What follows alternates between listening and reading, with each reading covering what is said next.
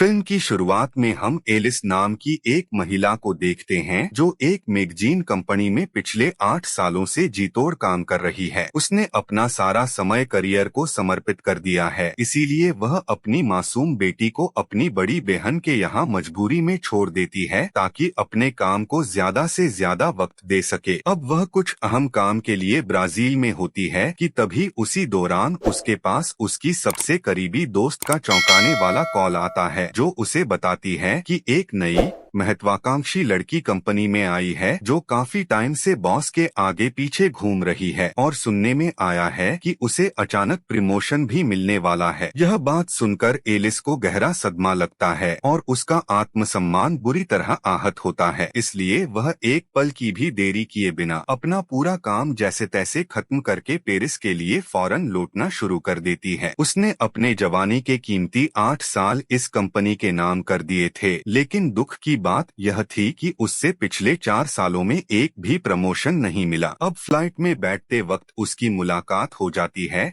एक युवा लड़के से जिसका नाम मैक्सी है, जो कि एक भोला भाला कॉलेज स्टूडेंट है। उसकी इकोनॉमी की सीट प्रशासनिक गलती से किसी और को एलोट हो गई और इसलिए उसे अचानक बिजनेस क्लास में शिफ्ट कर दिया गया, वो भी एलिस की नजदीकी सीट पर। लेकिन एलिस तो अपने आने वाले संघर्षों के कामों में पूरी तरह बिजी थी और यहाँ पर मैक्सी की साधारण जिंदगी में उसे बिजनेस क्लास की सीट पहली बार मिली थी, इसलिए वो उस विशाल और आरामदायक सीट का पूरी तरह से आनंद ले रहा था जिसके ऊपर बैठना हर किसी सामान्य व्यक्ति का सपना होता है। लेकिन तभी हवा में अचानक एक खतरनाक टर्बुलेंस शुरू हो जाती है जिससे एलिस को भी बहुत डर लगता है, इसलिए वह घबराहट में अनजाने में मैक्सी का हाथ कसकर पकड़ लेती है, जो कि वो देखकर अत्यधिक खुश हो जाता है क्योंकि ऐसा भी उसके साथ पहली बार हुआ था। अभी तक किसी भी लड़की ने उसका हाथ पकड़ा ही नहीं था, जिस वजह से उसे पहली नजर में उसी टर्बुलेंस वाले दौरान एलिस से पागलपन की हद तक प्यार हो जाता है। वह उसे हद से ज्यादा पसंद तो आ जाती है, लेकिन वह उससे घबराहट में कुछ कहता नहीं है। एयरपोर्ट के बाहर उसकी फिक्र करने वाली बहन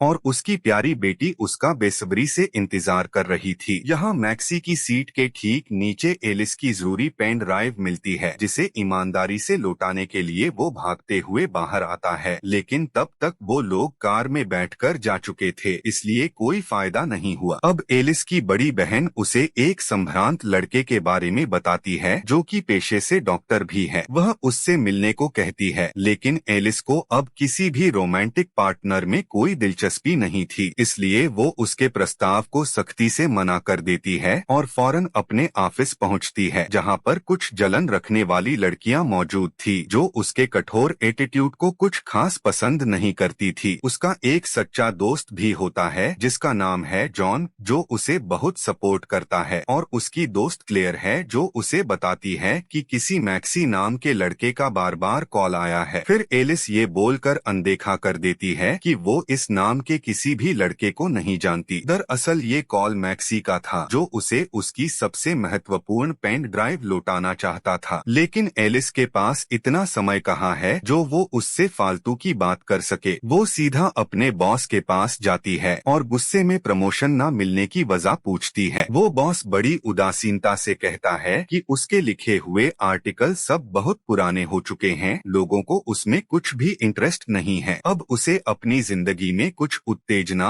और रोमांच लाना ही होगा। वो उसे दिखाता है और कहता है, देखो वहाँ लीजा को जिसने 3 बार शादी की है, वो सोशल मीडिया की स्टार है और उसी की वजह से हमारी मैगजीन अच्छी बिकती है। तुम्हें भी बदलना होगा और अगर ऐसा ही चलता रहा तो शायद तुम अपनी नौकरी को भी हमेशा के लिए खो दोगी। वो ये सुनकर बेहद परेशान हो जाती है और उस दिन देर रात तक अकेले काम करती रहती है और सोचती रहती है कि ये आखिर रोमांच लाया कैसे जाता है। तभी उसे उसकी दोस्त क्लेयर का एक हाथ से लिखा नोट मिलता है जिसमें लिखा था कि वो लड़का किसी पेन ड्राइव की बात कर रहा है। तब उसे अचानक याद आता है कि उसने तो वो जरूरी पेन ड्राइव वही प्लेन में ही छोड़ दिया था। एक तो वैसे ही वो करियर को लेकर परेशान है। ऊपर से एक नई परेशानी। वो जल्दी से उस नंबर पर तुरंत फोन करती है। वो उस वक्त एक भीड़ भाड़ वाले बार में था, इसलिए वो एलिस को वहाँ आने से मना करता है, लेकिन वह फिर भी वहाँ जबरदस्ती पहुँच जाती है। और उस दौरान वहाँ कुछ जलन रखने वाली लड़कियाँ होती हैं जो एलिस की ही ऑफिस में काम करती हैं। वो उसे ऐसी खुली जगह पर देखकर हैरान थीं। तभी उसे मैक्सी मिलता है जो बताता है कि वो पेन ड्राइव उसके घर पर है, इसलिए उसे घर जाना होगा। वो एलिस को लेकर बाहर आता है और अपनी पुरानी स्कूटर पर बैठने को कहता है। अब इससे पहले एलिस कभी भी किसी के साथ सार्वजनिक रूप से ऐसे नहीं बैठी थी, इसलिए वो थोड़ा हिचक जाती है। उसे ये बहुत ही अजीब लग रहा था। ऊपर से उससे वो हेलमेट भी नहीं लगा पा रही थी, तो मैक्सी उसकी मदद करता है। और ठीक तभी पीछे से वो दो ईर्ष्यालु लड़कियां भी आ जाती हैं, जो उन दोनों की ऐसी धोखे भरी फोटो क्लिक करती हैं, जिससे लगता है कि एलिस उसको प्यार से किस कर रही है। और उसके बाद वो उसे प्रपोज भी कर देती है। इसके बाद वो उसके घर पहुंचती है, जहां वो मैक्सी के डैड को भी देखती है। फिर वो उसे उसकी खोई हुई पेनड्राइव दे देता है और जाते टाइम मैक्सी उसे एक कप कॉफी के लिए हिम्मत जुटाकर पूछता है, लेकिन एलिस ये कहकर अहंकार से मना कर देती है कि उसका ये स्टाइल नहीं है किसी 20 साल के लड़के को डेट करना। अब यहाँ मैक्सी भी तुरंत समझ जाता है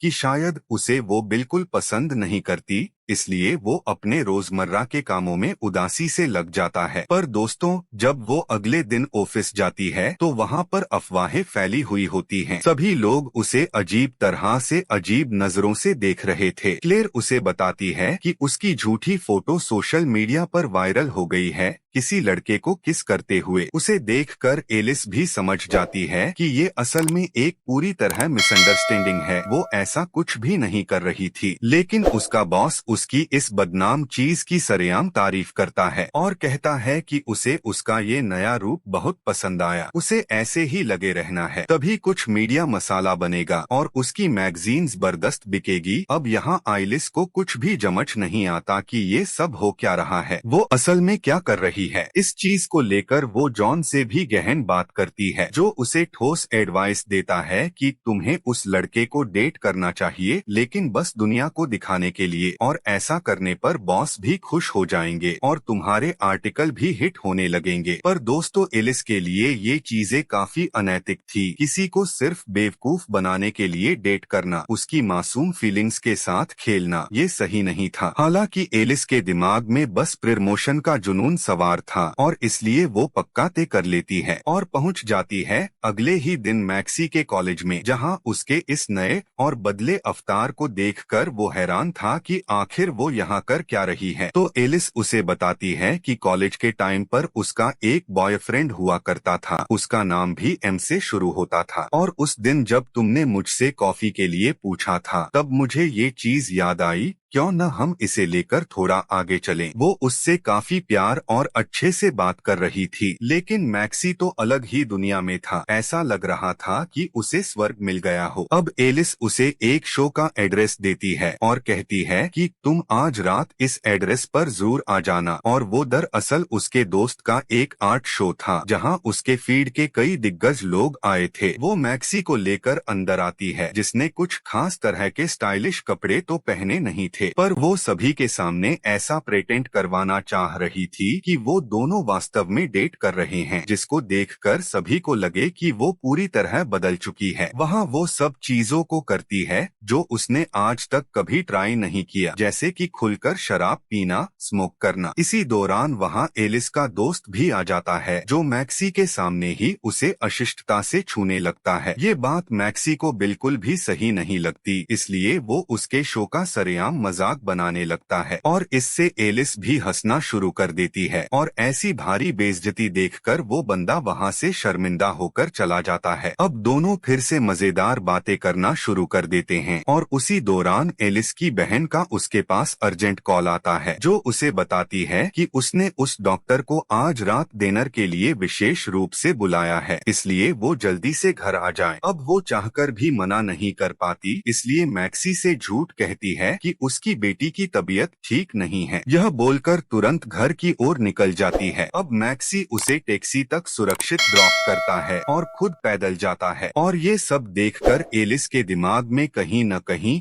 ये जरूर आता है कि मैक्सी काफी केयरिंग है और रियल में उसकी फिक्र करता है। अब घर पहुंचने पर उस डॉक्टर से नशे की हालत में उल्टे सीधे सवाल करना शुरू कर देती है और सभी के सामने उसकी बुरी तरह बेइज्जती भी करती है, जिससे कि वो नाराज होकर तुरंत चला जाता है। धीरे धीरे करके दिन तेजी से बीतने शुरू होते हैं। एलिस बहुत कोशिश करती है वो किसी भी तरह से अपने बॉस का दिल जीत ले, लेकिन ऐसा हो नहीं रहा था। इसलिए वो एक दिन मैक्सी को लेकर एक फैशन शो में जाती है जहाँ पर उसकी कंपनी की सीईओ भी आई थी। सभी मॉडल आत्मविश्वास से वॉक कर रही थी और इतने में एक लड़की गिर जाती है। उसको उठाने के लिए मैक्सी तुरंत रैंप पर पहुंच जाता है और उसे सराहनीय ढंग से सहारा देता है। ये चीज देखकर उसकी हेड काफी अजीब रिएक्शन देती है। जब शो खत्म हो जाता है तो एलिस का बॉस मैक्सी की काफी तारीफ करता है कि उसने आज तक कभी पहले ऐसा नहीं देखा और वो दिखने में काफी स्मार्ट है, तो क्यों ना वो मॉडल बन जाए। जिस बात से एलिस जोर से हंसना शुरू कर देती है। तब मैक्सी कहता है कि उसकी माँ ने सिखाया था कि हमें औरतों की इज्जत करनी चाहिए, उसने तो बस वही किया। और फिर वो और एलिस दोनों डांस करने के लिए चले जाते हैं और डांस करते करते अत्यधिक करीब आ जाते हैं। इतने में वहाँ पर कुछ गॉसिप करने वाली लड़कियाँ एलिस की फोटो क्लिक करने लगती हैं, इसलिए वो उसे लेकर तुरंत बाहर आ जाती है। जिसके बाद मैक्सी उसे अपनी स्कूटर पर घर छोड़ देता है। वहाँ पहुँचने पर कुछ ऐसे भावनात्मक मोमेंट आ जाते हैं जो शायद उस वक्त के लिए ठीक नहीं थे, इसलिए एलिस यहाँ से अचानक पीछे हो जाती है और अपने घर आ जाती है। पर मैक्सी को लगता है कि उसने गलती कर दी, इसलिए वो उसके पीछे घर जाता है उससे माफी मांगने के लिए, जहां दोनों एक दूसरे के क्लोज आना शुरू होते हैं और देखते ही देखते वो एक दूसरे के बहुत करीब आ जाते हैं। सुबह होने पर एलिस को अपनी इस गलती पर बहुत पछतावा होता है। उसे बहुत ही ज्यादा अजीब लग रहा था कि तभी वहाँ पर उसकी बहन और बेटी आ जाती है, जिसको देखकर एलिस कहती है कि ये उसका बस कलीग है और कुछ भी नहीं। ये बोलकर वो उसके हाथ में कुछ दस्तावेज थमा देती है और तुरंत जाने को कहती है, लेकिन जाते जाते वो मैक्सी को चुपके से किस करती है, जिससे हम समझ जाते हैं कि एलिस के दिल में अब मैक्सी के लिए वो प्यार भरे इमोशन आने लगे हैं जो वो कभी नहीं लाना चाहती थी। अब उस दिन के बाद से वो दोनों काफी मिलने जुलने लगे। मैक्सी एलिस के लिए छोटे मोटे प्रेजेंट्स भी लाता था, जिससे उसे बहुत खुशी मिलती है। वो अपने इस नए टाइम को काफी एंजॉय कर रही थी, लेकिन उसे ये बिल्कुल नहीं पता था कि इसका अंजाम क्या होने वाला है। और वो मैक्सी को सचमुच पसंद करती है, ये बात वो जॉन को भी बताती है। अब इस बात को मैक्सी भी एक दिन उससे पूछता है कि तुम्हारे पास तो पैसे भी हैं, तुम दिखने में भी अच्छी हो, फिर तुमने मुझे चूज क्यों किया। अब वो उसे क्या जवाब दे। एलिस को अच्छे से पता था कि रिश्ते की शुरुआत कैसे हुई और क्यों हुई, इसलिए वो कुछ नहीं बोलती, बस चुपचाप उसकी बातें उदासी से सुनती रहती है। एक दिन आता है जब ऑफिस में एक नए प्रोजेक्ट को शानदार ढंग से लॉन्च किया जाता है और उसकी हेड एलिस को नियुक्त किया जाता है, जिससे कि वो बहुत ही ज्यादा खुश होती है, क्योंकि जिस चीज के लिए वो सालों से भाग रही थी वो आखिर में उसे मिल ही गया। लेकिन अब मैक्सी का क्या होगा, वो यही गहन सोच में डूबी रहती है और आखिर में फैसला करती है कि उसे अब उससे दूरी बना लेनी चाहिए। लेकिन मैक्सी को अभी इस बारे में कुछ भी पता नहीं है, वो बेचारा तो सभी बातों से अनजान है। अब एक रात वो एलिस को मिलने के लिए बुलाता है और वहाँ की शांत ऑडिटोरियम में उससे शादी के लिए भावनात्मक रूप से प्रपोज कर देता है और ये बात एलिस को बिल्कुल भी पसंद नहीं आती। वो उसे गुस्से में समझाती है कि आने वाले 10 सालों में वो 50 साल की हो जाएगी और तब वो क्या करेगा, ये सोसाइटी क्या कहेगी। लेकिन मैक्सी कहता है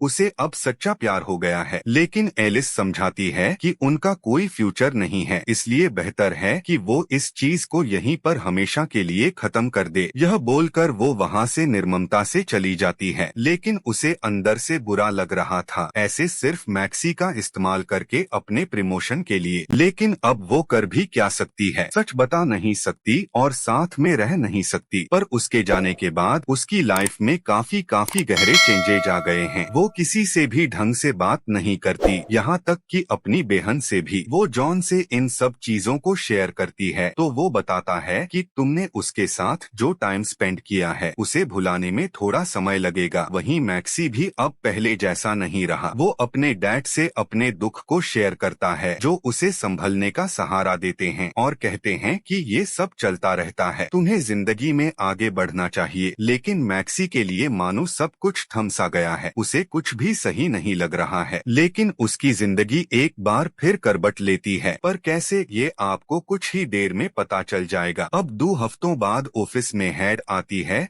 मैगजीन की कवर फोटो को देखने के लिए, जो उन्हें कुछ ठीक नहीं लगती। तभी उनकी नजर एलिस के लैपटॉप पर पड़ती है, जिसके होम पेज पर मैक्सी की फोटो लगी थी और उन्हें वो उस दिन रैम वॉक वाला लड़का याद आ जाता है और उसे अब अपने पुराने मॉडल पसंद नहीं आ रहे थे, इसलिए वो मैक्सी को चूज कर लेती है और कहती है कि यही अब हमारा नेक्स्ट मॉडल होगा। पर यह सुनकर एलिस बिल्कुल भी खुश नहीं थी, क्योंकि वो नहीं चाहती थी कि अब वो फिर से मैक्सी के पास जाए। इसलिए वो उनके सामने कहती है कि अभी वो बच्चा है, उसे मॉडलिंग में कुछ भी नहीं आता, लेकिन उसके बॉस ने हाँ कर दिया है और अब उसे कैसे भी करके मैक्सी को लेकर आना होगा, वरना वो उसकी जगह लीजा को दे देगा। अब यहाँ मजबूरन एलिस को मैक्सी का कॉल करना पड़ता है और उसके घर जाकर वो उससे भी मिलती है। अब यहाँ मैक्सी को लगता है कि वो उसे मिस कर रही होगी, इसलिए उससे मिलने के लिए चली आई। लेकिन वो तो सीधा जाकर उससे काम की बात करने लगती है और अपनी निजी सिचुएशन के बारे में बताने लगती है। लेकिन ये बात मैक्सी को अच्छी नहीं लगती, इसलिए वो वहाँ से अचानक चला जाता है गुस्से में। अगले दिन सभी लोग शूट के लिए पूरी तरह रेडी रहते हैं। एलिस भी तैयार थी, लेकिन अभी तक मैक्सी आया नहीं था। एलिस को डर लग रहा था